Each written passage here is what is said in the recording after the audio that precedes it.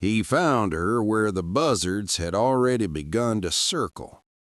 The heat had boiled the color out of everything by then. Sky white as bone, dust red as dried blood. I was 3 days off my own trail, chasing a horizon that kept slipping away when I saw the wagon. What was left of it anyway. Wheels burnt to stumps, canvas gone to ash, one mule stiff and half buried in sand. She lay a few feet from it, face down, half covered by the wind. For a second, I thought she was just another carcass the sun hadn't finished. Then, her hand twitched. I knelt beside her. The smell of smoke and sweat hit first, then the faintest sound, a dry rasp, not quite a word. Her skin was hot enough to blister my palm. She'd been through hell and stayed awake long enough to crawl out of it. A silver band on her finger caught the light, clean, unburnt, wedding kind. I remember staring at it too long, a symbol of something I hadn't believed in for years. I gave her my last canteen sip. She tried to speak, but all that came out was dust. I told her to save her breath.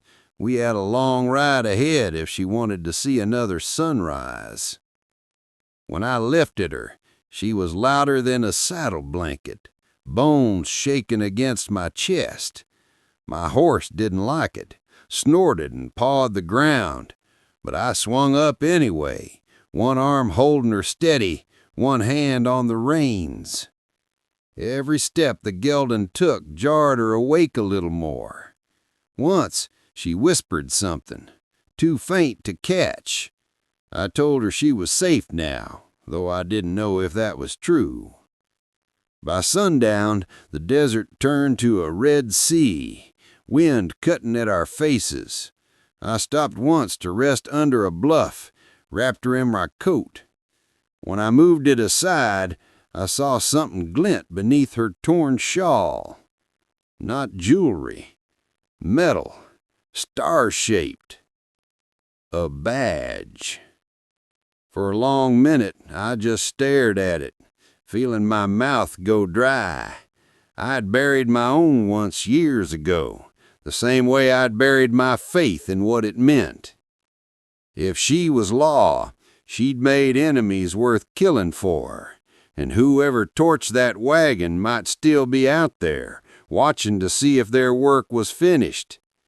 She stirred again, and her lips formed one broken word. Please. I didn't ask what for.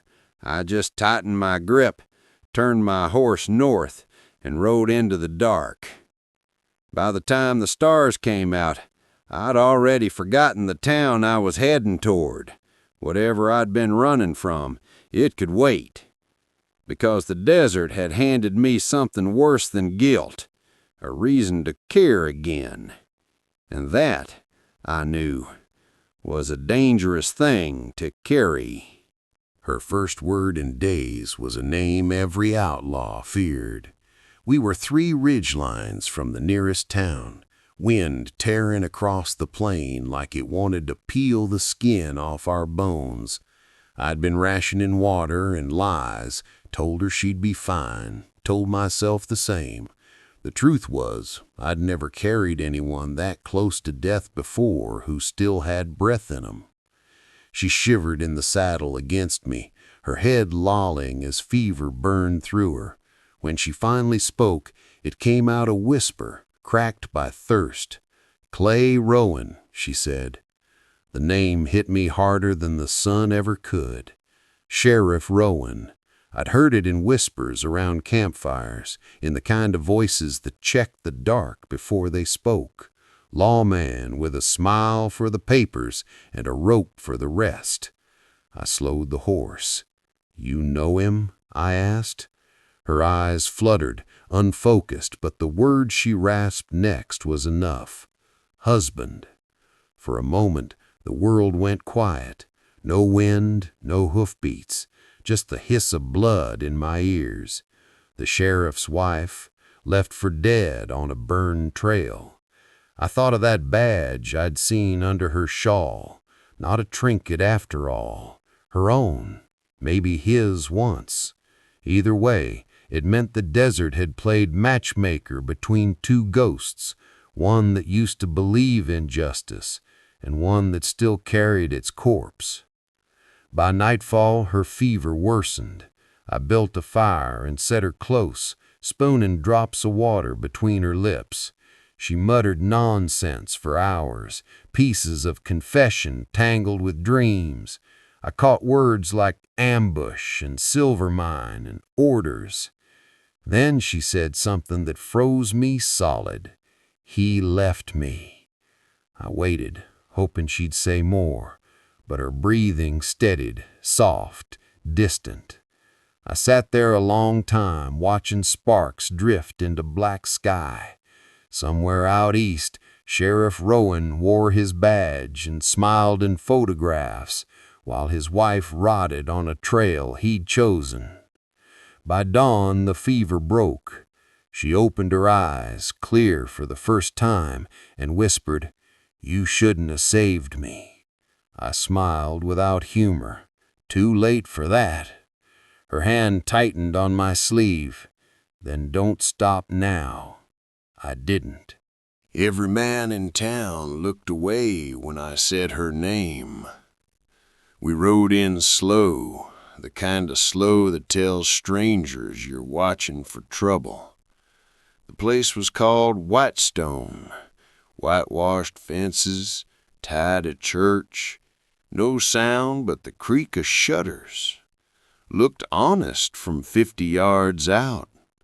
Up close, it smelled like secrets left too long in the sun.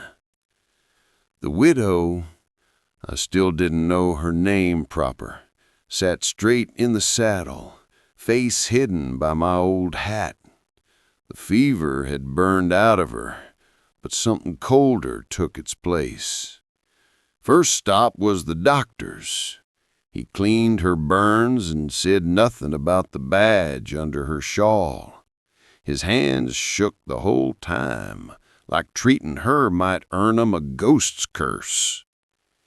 When I asked where Sheriff Rowan was, he flinched. "Out at the Silver Bend claim," he said too fast. "Been there near a month." "Doing what?" The man swallowed. "Keeping the peace." We both knew that was a lie.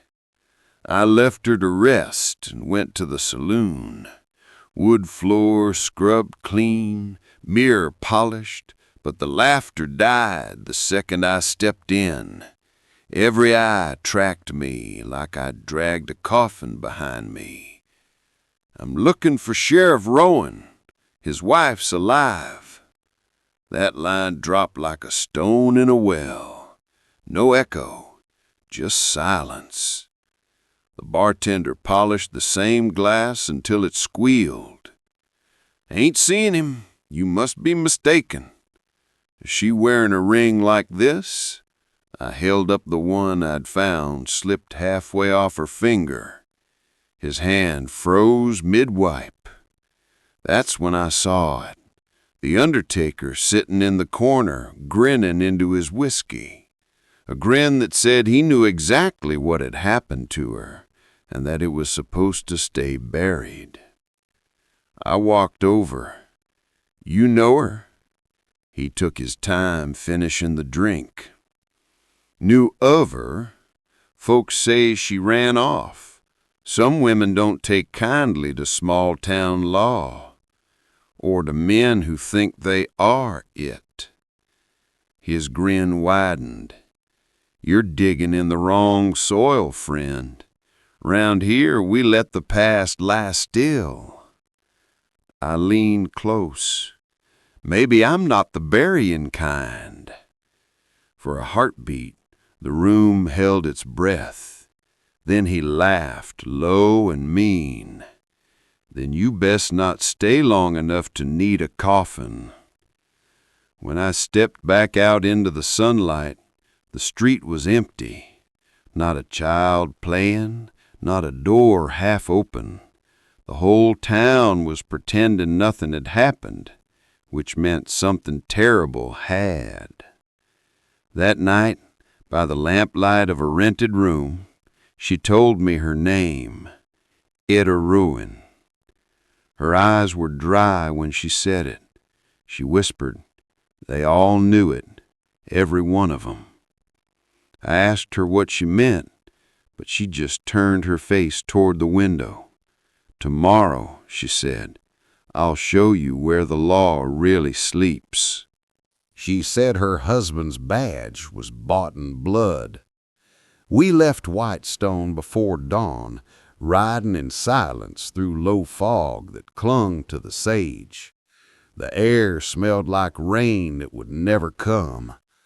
Etta rode steady beside me now, wrapped in a borrowed coat, face set hard as the land. Whatever fear she'd carried was gone, replaced by something colder, purpose. We stopped near a dry creek bed. She dismounted, knelt in the sand, and dug with her bare hands. At first I thought she'd gone mad. Then the metal edge of a small tin box caught the light. Inside, a folded letter, a photograph, and a broken badge. His first one, she said, voice flat, before he bought the new. I picked it up. The number was half filed off. What do you mean, bought? Etta looked past me, toward the horizon. Clay wasn't law when I met him.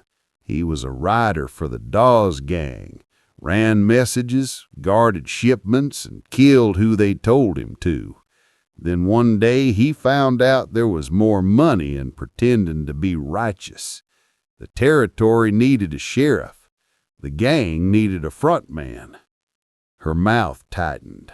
So they pinned a star on their own wolf. I felt my stomach turn. You tried to stop him? She said, I tried to believe him. When he swore he'd quit, that he'd clean the town and set things right, but the mine changed him. The Silver Bend claim he was stealing payrolls, killing miners who spoke up. I found his ledgers. He sent his men after me that night, said it'd look like an ambush. She brushed the sand from her hands. Guess they missed. The wind rose, tugging at her hair. I watched her, saw the scar on her jaw catch the light. There was no weakness left in her, only a kind of tired strength that made my throat ache. He'll know you're alive by now, I said. Good. We rode on until dusk, keeping to gullies and game trails. My mind turned over what she'd said. A lawman turned bandit, using the badge as a mask. It was too familiar. I'd once worn mine for a price, too. My brother's life. A bounty gone wrong. A bullet that found the wrong man. I'd left the badge in the dirt and never looked back. Now, seeing hers glint under the shawl, I felt that old ghost stir. That night, by our small fire, I told her the truth. I was a deputy once, buried the wrong man, haven't slept right since. She looked up, eyes shining in the firelight. Then you know why I can't stop, she said. I do. She reached into her saddlebag, drew out the broken badge, and pressed it into my palm. Then we ride together. I nodded. To Silver Bend? To judgment, she said. The wind carried the word away like a prayer none of us deserved. The knife came first, then the warning. We rode into the next town under false names, her as Mrs. Gray, me as Carver. Dusty crossroads, half-empty saloon, the kind of place where law traveled slower than rumor. Etta said we needed to find a man named Tull, a prospector who once worked the Silver Bend claim before it went private. The locals were nervous. Every question we asked drew eyes, every drink bought another lie. Still, by the third night, I found Tull, gray-bearded, one eye gone, voice like gravel. He sat hunched over a whiskey he couldn't afford, talking to no one until I said Rowan's name. He froze, then whispered, "That devil's wretch now owns half this dirt, calls it the sheriff's pension." Etta leaned close.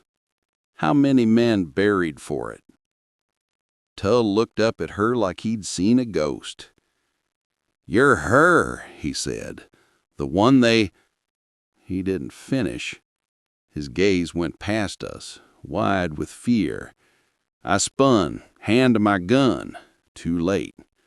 The shadow lunged from the alley, blade flashing. I caught it in the ribs, wrestled him down, felt the knife bite deep into my arm. He fought like a starving coyote until Etta fired once into the dirt beside his ear. That stopped him. Blood slicked my sleeve as I pressed him against the wall. "Who sent you?" He spat dust. "You don't ask the sheriff questions." I slammed him once more, hard enough to rattle teeth. He grinned, all red and broken. "You're already dead, lawman." Before I could press again, his body sagged. The knife wound in his gut had done its work. Etta knelt, searching his pockets. What she found made us both stare. The grip of his revolver, carved with lines and numbers, coordinates maybe, or directions. She held it to the light. "This is the claim, the hideout." I wrapped my bleeding arm and nodded toward the horizon. "Then that's where we go." She looked at me, jaw tight. "You can still walk away, Carver. This isn't your fight." "Maybe not, but I've run from mine long enough." We burned the body and rode out before dawn. My arm throbbed with every heartbeat, blood soaking through the bandage. Each mile felt heavier, like the desert was warning us both. When the sun broke over the ridge, I handed her a note I'd written in the dark. "If I don't make it, finish it." She didn't look at it long. She said, "You'll make it." Maybe she believed that. I wasn't sure I did. The wind kicked up behind us, carrying smoke and whispers we couldn't shake. Ahead, the buttes rose like tombstones, waiting for names. He waited for the sun to draw their shadows even. We found the sheriff's camp just after midnight, a clutch of lanterns flickering at the base of the buttes, men laughing over stolen whiskey. I counted 7 guards, maybe 8, more horses than a lawman should own, and a tent big enough for a king. Etta pointed toward it, whispering, "That's him." I could see the outline of a man inside, boots up on a table, cigar smoke curling out the flap. Laughter rolled with his voice, easy, unbothered, like the past hadn't come back riding for him. We waited until dawn bled gray over the rocks. I'd barely slept. The pain in my arm had gone dull, the kind that makes you forget you're still bleeding. I checked my gun, loaded one last bullet, the same one I'd been saving since the day I buried my brother. "Stay back," I told her. She didn't argue, just touched the edge of the badge hanging at my belt, hers now, cracked down the middle, and said, "End it clean." When the first light hit the valley floor, I walked in.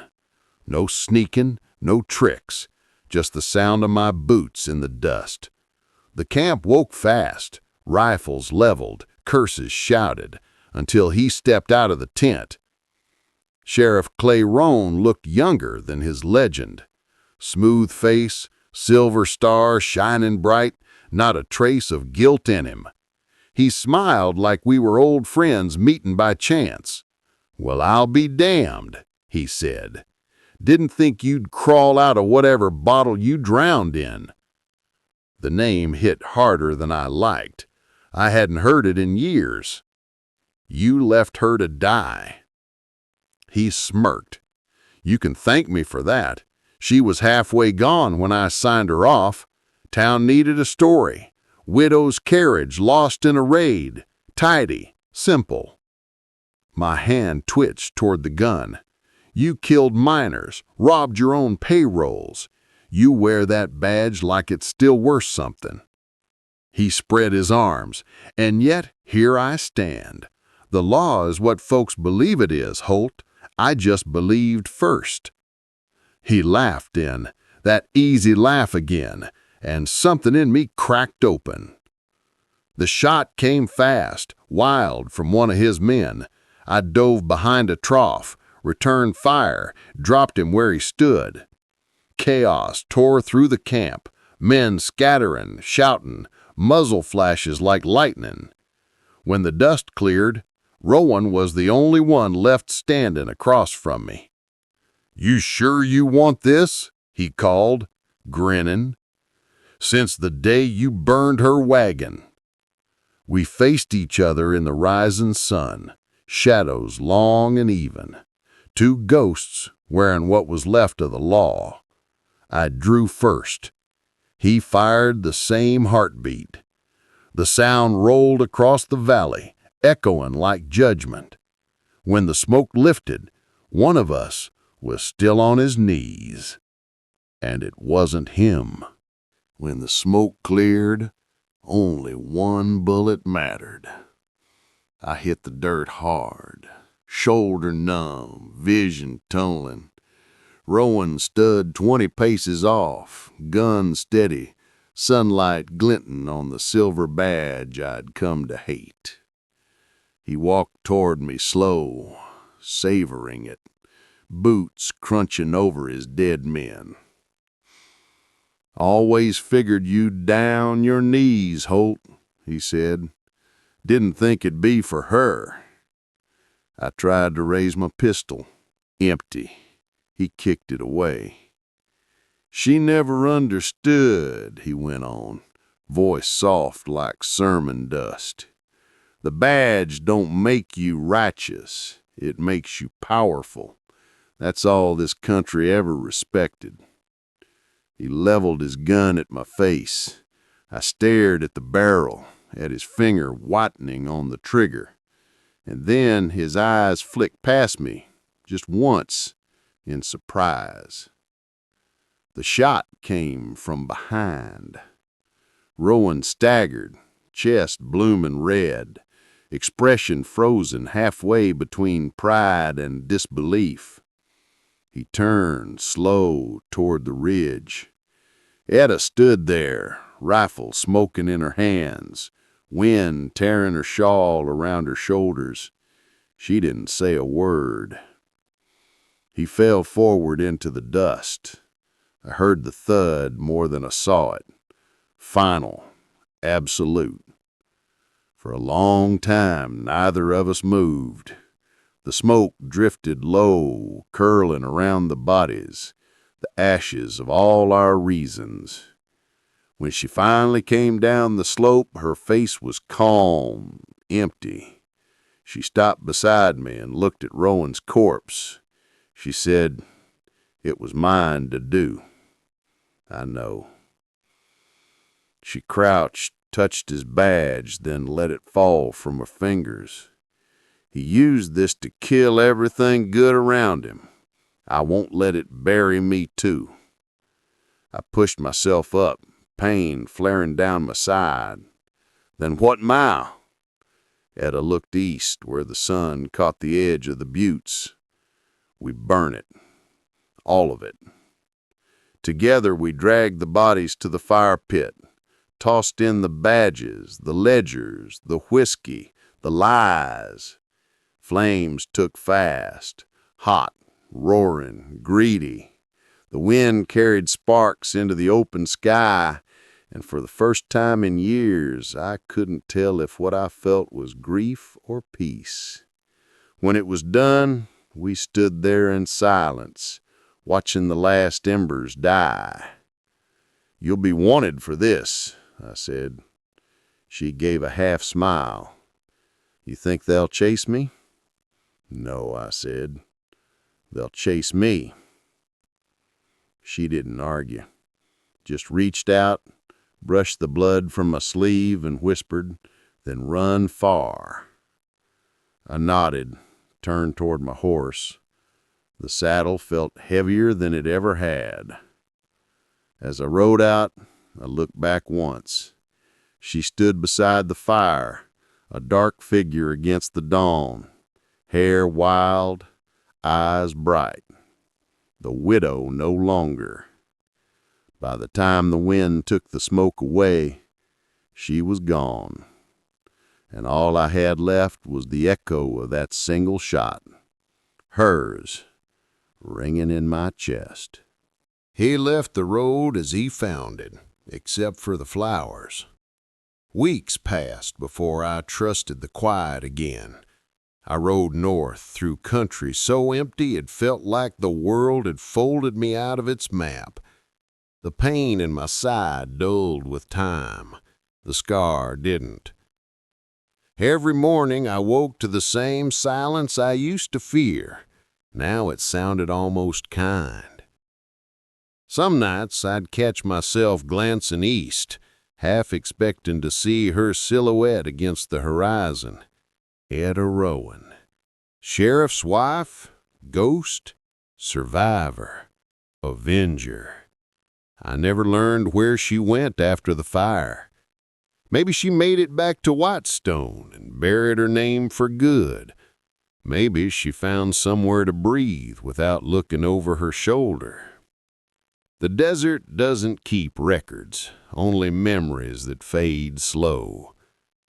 One morning, riding out past a dry arroyo, I saw the place again.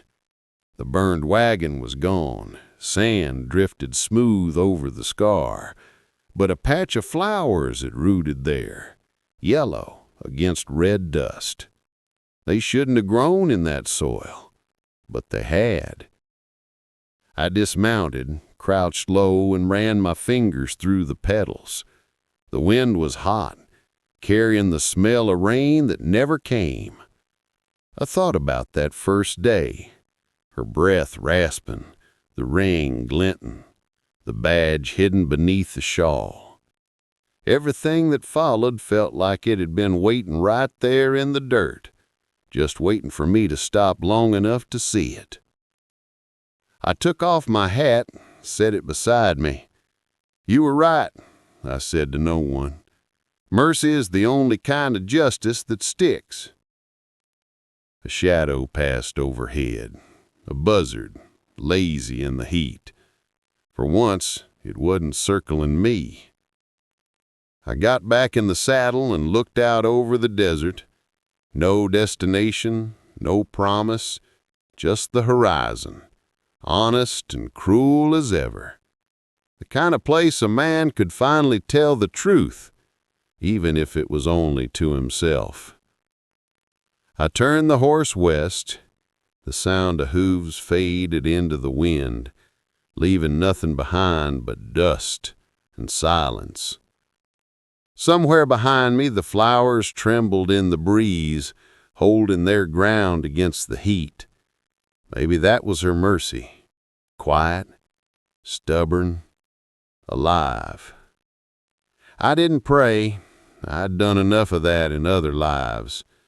But I tipped my hat to her, to the dead, to the desert that never forgot. Then I rode on, a little lighter, a little smaller, like a man forgiven by a land that had every right to bury him. And for the first time in years, I didn't feel lost, just gone, the right kind of gone.